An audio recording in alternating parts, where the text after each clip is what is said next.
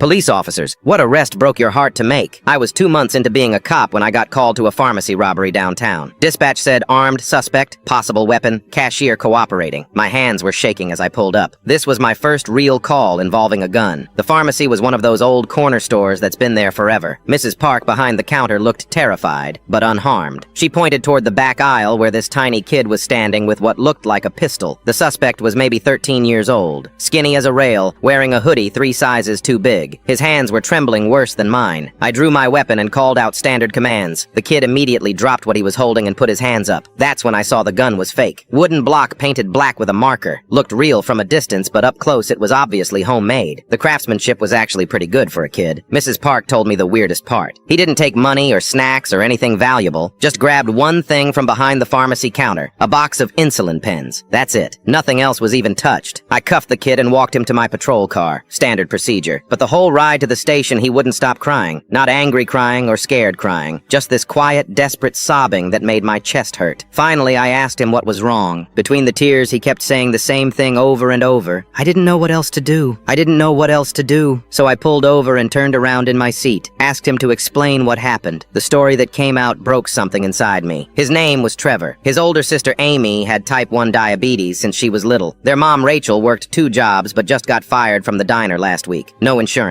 Amy's insulin ran out 3 days ago, and a refill costs $400 they didn't have. Amy had been getting sicker and sicker, throwing up, barely staying awake, acting confused. That morning she passed out on their couch and wouldn't wake up. Their mom was drunk again, completely useless. Extended family all lived in other states or just didn't care. Trevor found a YouTube video showing how to make a fake gun from wood scraps. Spent 2 hours painting it black with a Sharpie. His plan was simple. Get the insulin, save his sister, turn himself in later. He figured juvenile detention was better than watching Amy die. My heart was pounding. I asked for their address and called for EMS immediately. Told Trevor we were going to check on Amy right now. Their apartment was a disaster. Empty beer bottles everywhere, unpaid bills scattered on the kitchen table, barely any food in the fridge. Amy was unconscious on a ratty couch, breathing shallow and fast. Her lips looked almost blue. The paramedics arrived just as we got there. They immediately started an IV and checked her blood sugar. The number was so high their machine couldn't read it. They said another hour and she probably would have gone into a coma. Amy was rushed to the hospital. Trevor rode with me, still in handcuffs but watching through the back window as the ambulance pulled away. He kept asking if she was going to be okay. I honestly didn't know what to tell him. At the station, I had to process Trevor like any other suspect. Fingerprints, mugshot, the whole thing. But every cop there knew this case was different. The kid robbed a pharmacy to save his sister's life with a fake gun made from scrap wood. The pharmacy declined to press charges. The district attorney dropped the case completely after reviewing the circumstances. Trevor was placed with his aunt in Sacramento while their mom went to rehab.